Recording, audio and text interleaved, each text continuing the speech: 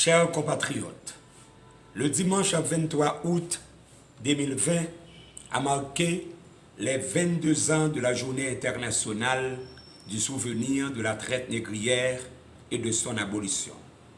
Instituée par l'UNESCO en 1998 pour marquer le rôle déterminant de cette révolte dans l'abolition de la traite négrière.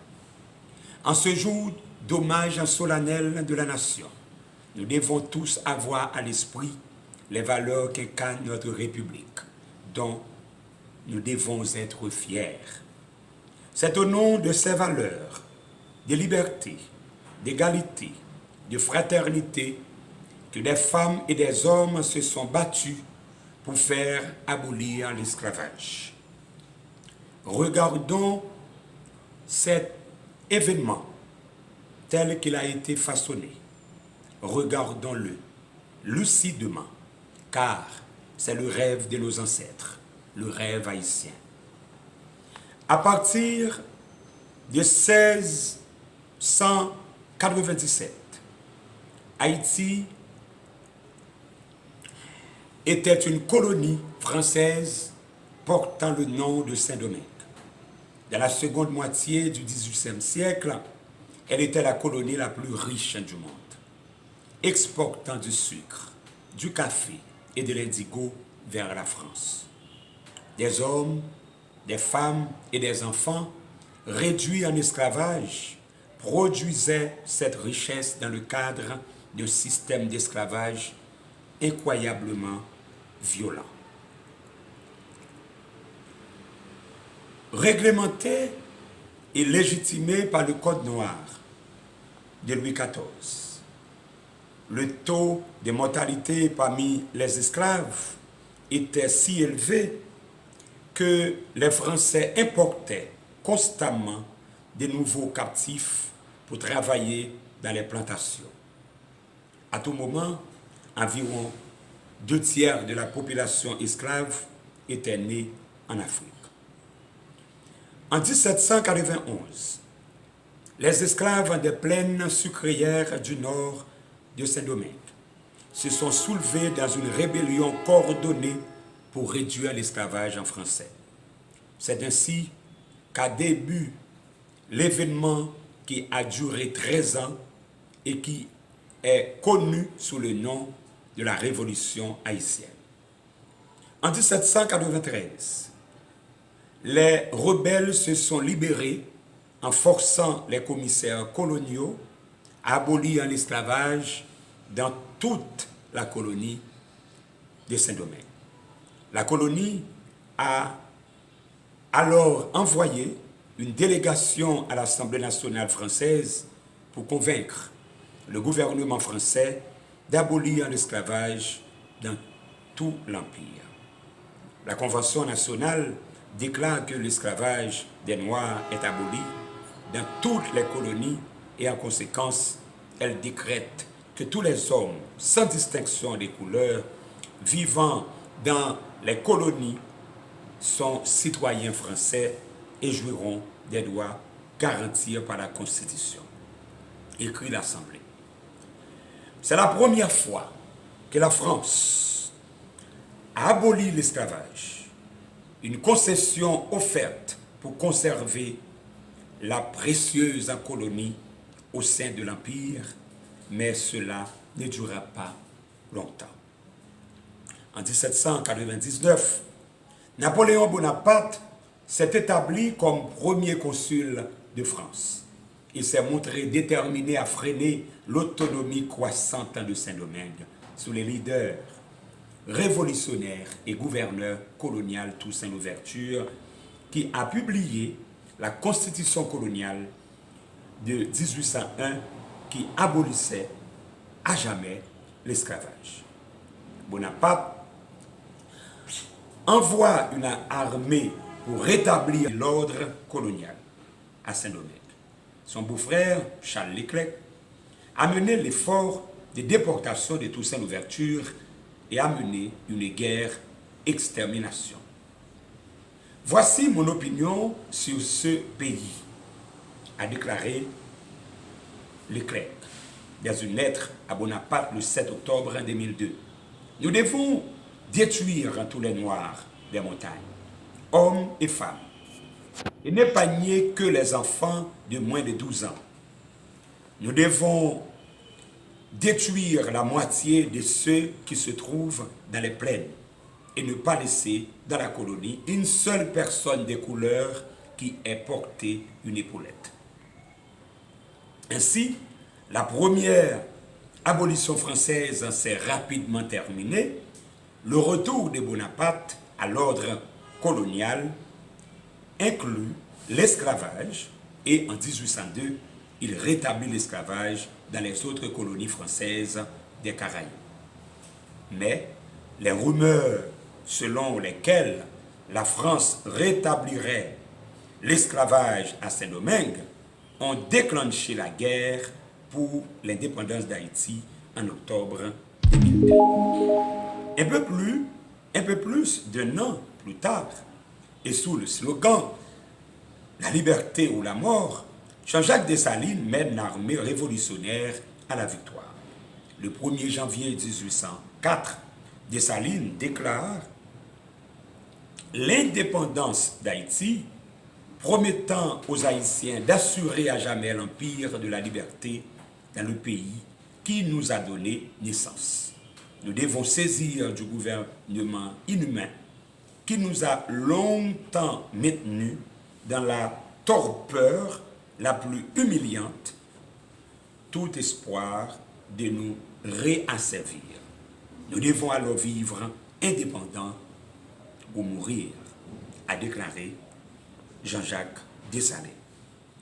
Dès le premier jour de son existence, Haïti a interdit l'esclavage. C'est le premier pays à l'avoir fait. L'année suivante, Haïti a publié sa première constitution. L'article 2 stipulait « L'esclavage est aboli à jamais ».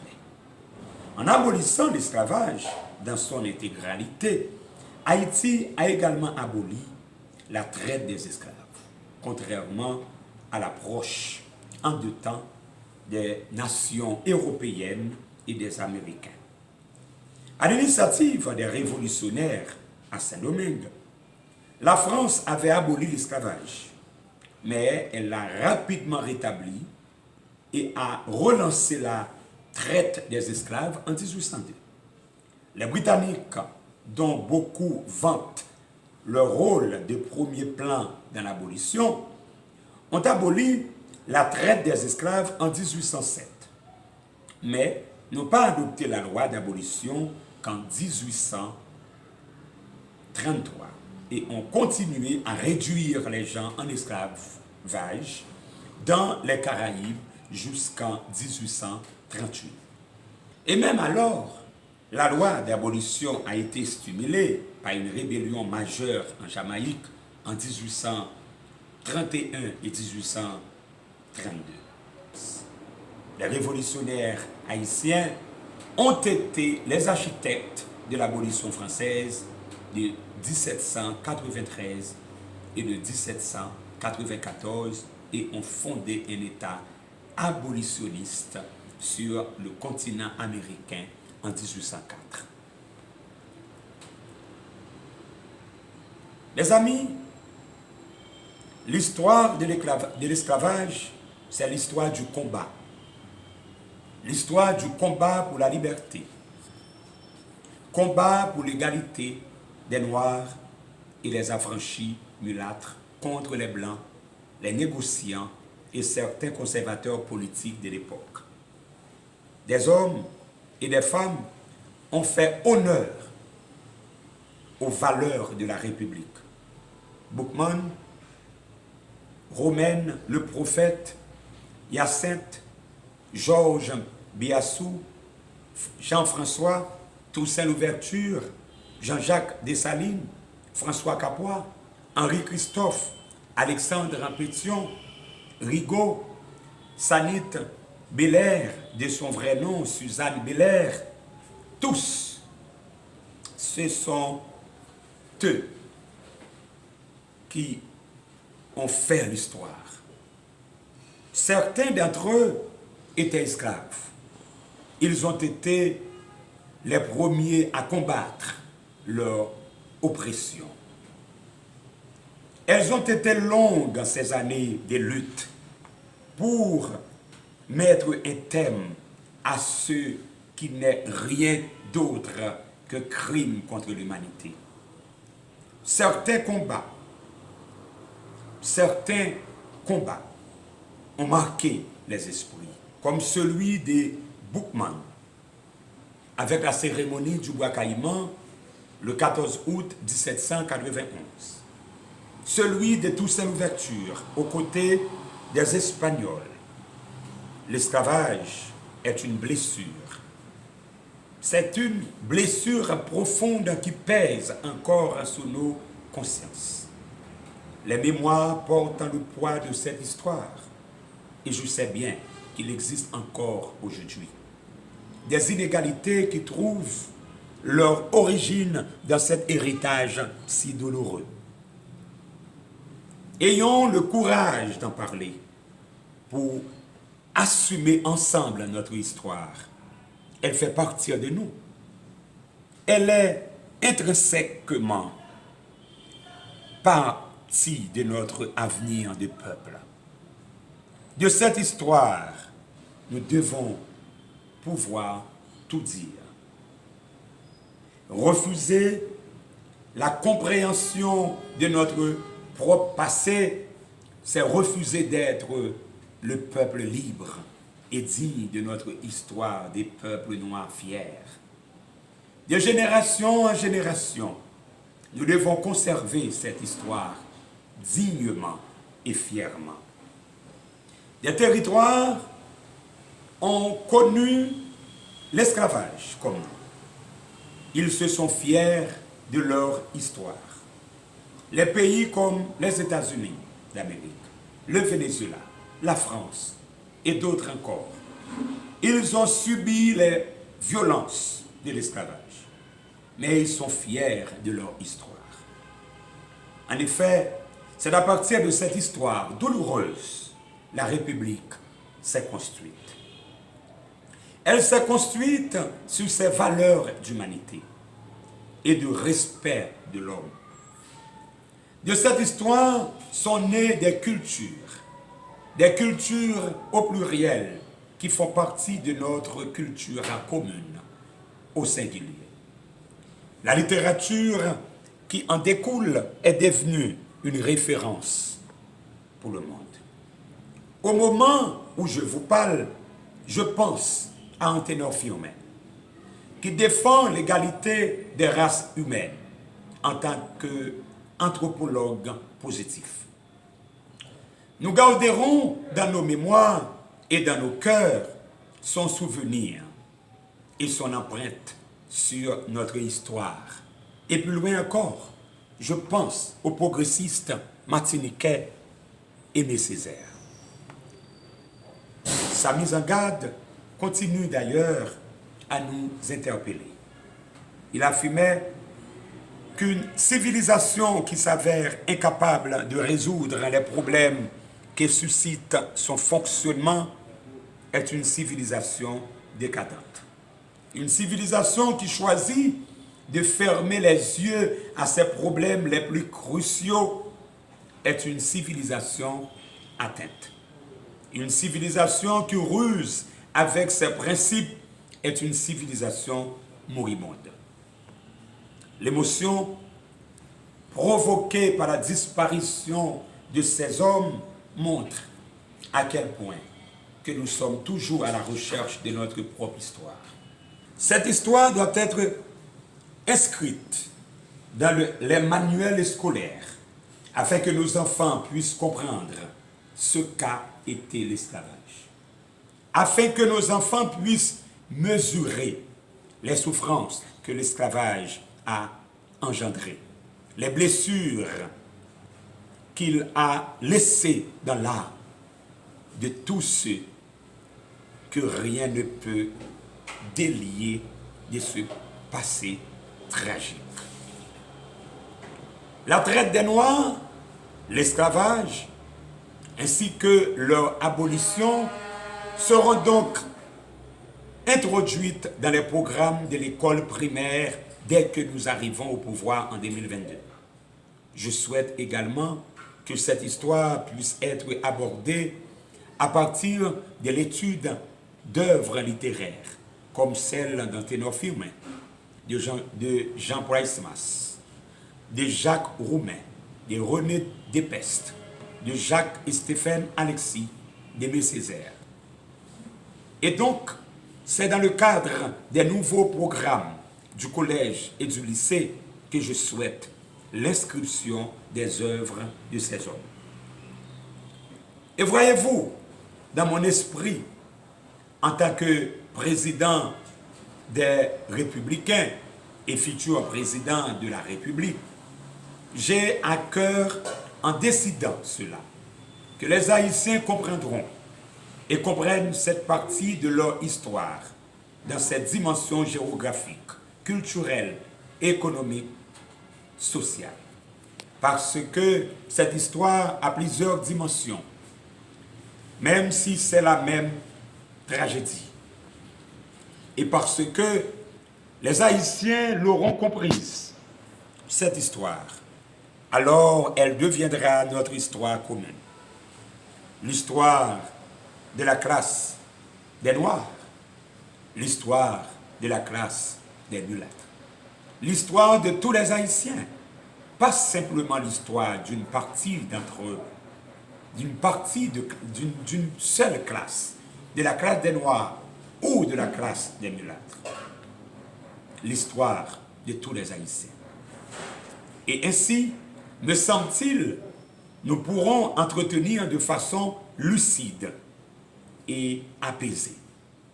Dans mon esprit, ces deux mots ont un sens, parce que cette lucidité, nous la devons à ceux qui souffrent. C'est l'ensemble de la société qui s'en trouvera apaisée. Je voudrais que l'on mette cette lucidité au service de l'apaisement. Et ainsi, nous verrons lucidement et de façon apaisée la mémoire de l'esclave. Le devoir de mémoire ne peut souffrir des concurrences et des clivages. Il ne peut pas y avoir de clivage.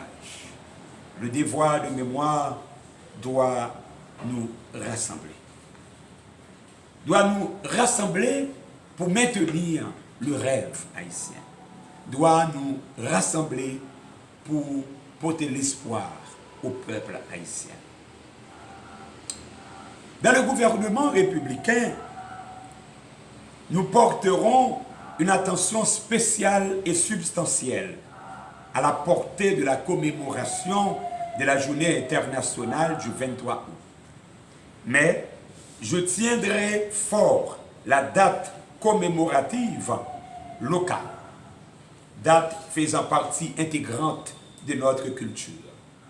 Je le ferai car je sais l'attachement que vous portez au respect de cette date qui est liée à l'histoire de chacun de vous.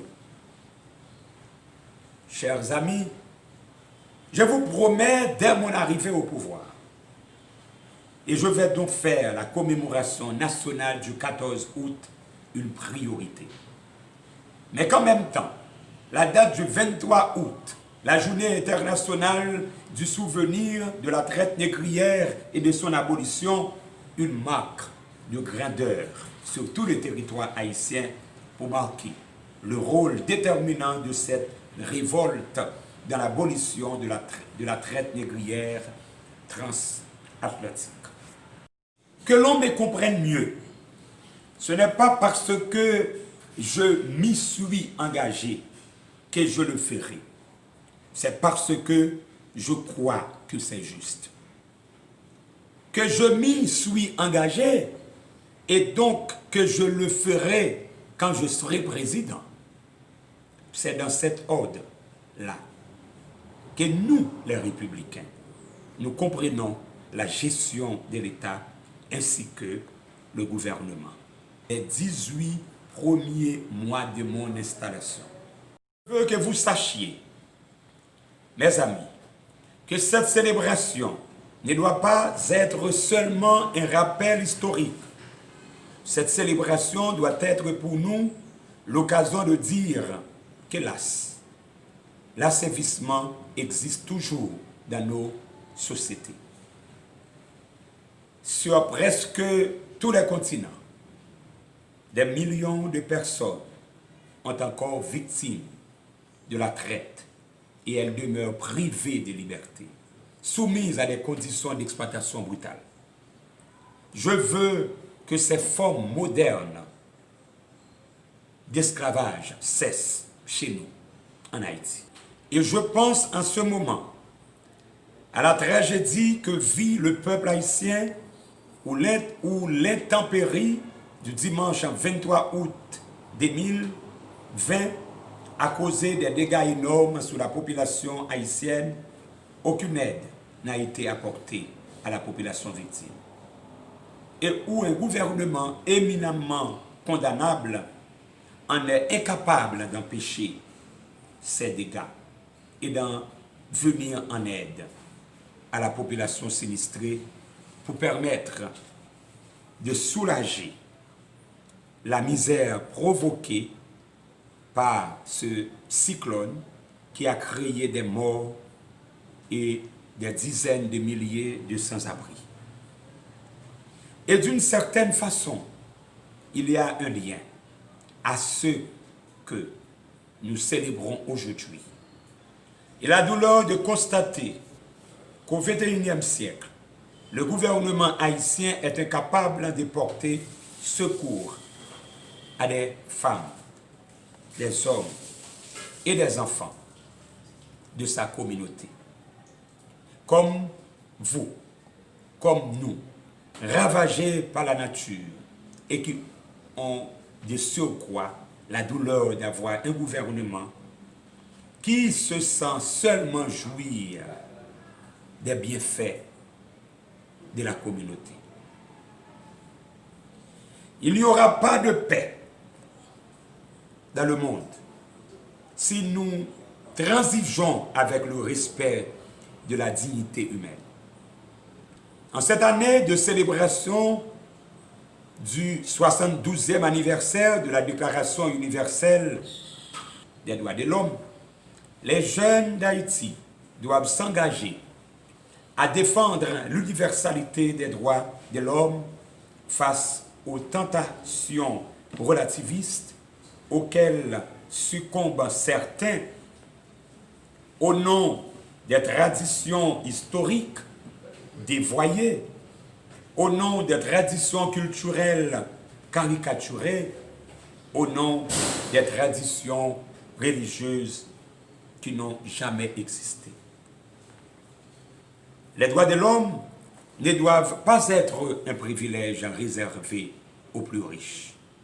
Ils sont la condition de l'émancipation du développement.